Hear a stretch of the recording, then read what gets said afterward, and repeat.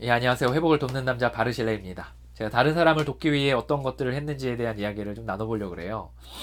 제가 이제 다른 사람을 돕기 위해서 뭘 했냐면, 이제 경청하는 것들을 했습니다.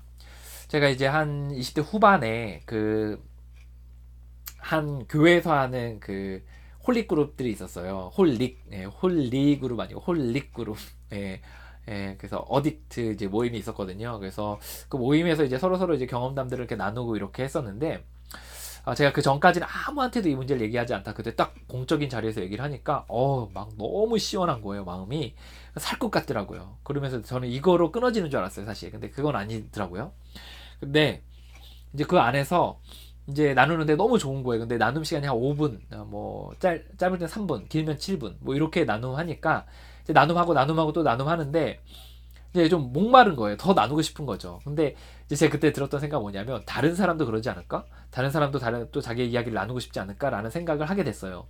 그래서 제가 이제 끝나고 나서 한 명씩 아니 시작하기 전에 한 명씩 미리 만나자 그랬어요. 그래서 전화해가지고 미리 만나서 식사 함께 하죠. 그러면 제가 식비를 내줬나 아니면 더치페이 했나 이거 잘 기억이 안 나는데 어쨌든 식사를 같이 하고 하면서 계속 이야기를 들어줬어요.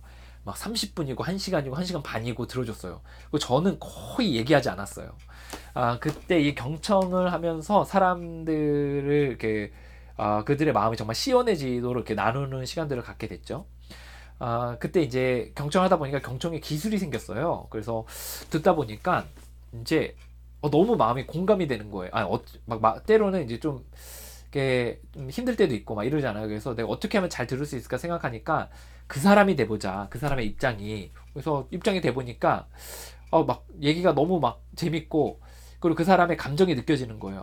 막 슬프기도 하고 기쁘기도 하고 막 그러면 같이 막 피드백을 해주고 호응을 해주고 그러니까 너무 막 그 상대방이 신나서 얘기를 하는 거죠.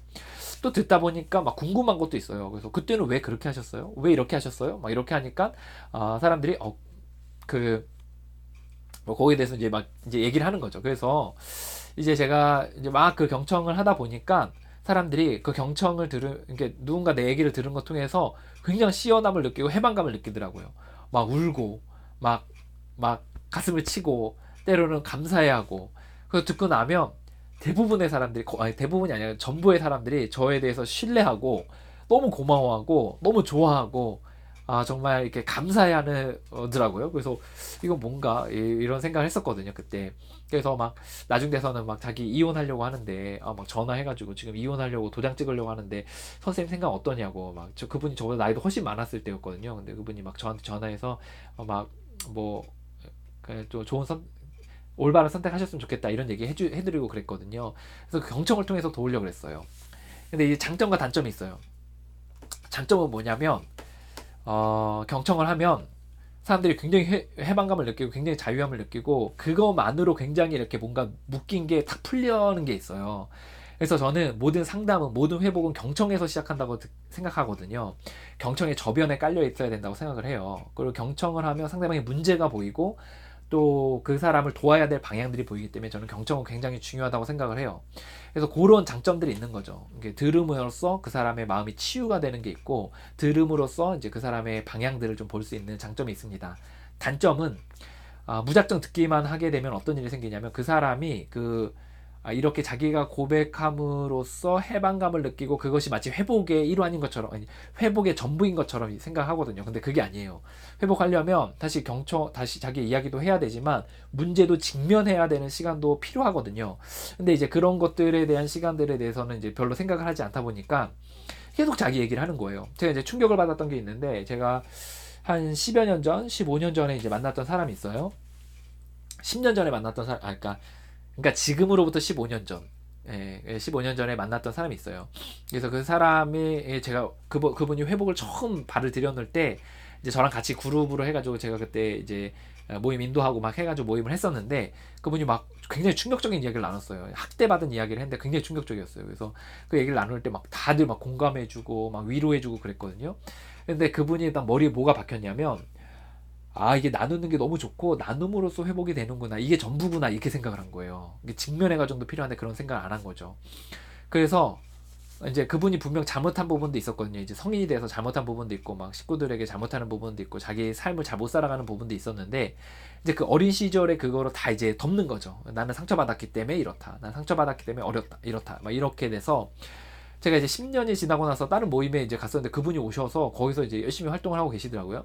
근데 똑같은 얘기를 하고 있어요. 정말 똑같은 토시 하나 틀리지 않는 건 뭐 거짓말이겠지만 정말 내용에 그게 너무 똑같은 거예요. 그걸 그대로 10년 전의 이야기를 그대로 그 자리에서 하고 있더라고요.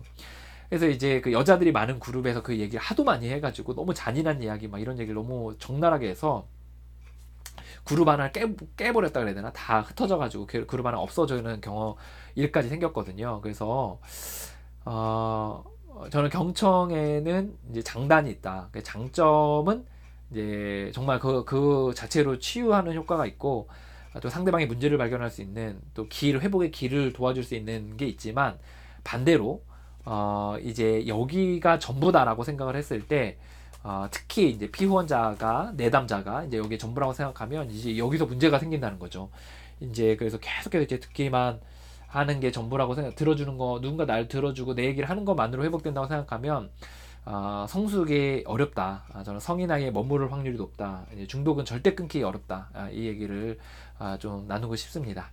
예, 그래서 이제 그렇게 경청의 방식으로 도왔던 경험이 있었고 그건 이제 제게 훌륭한 자산이 되어져 있습니다.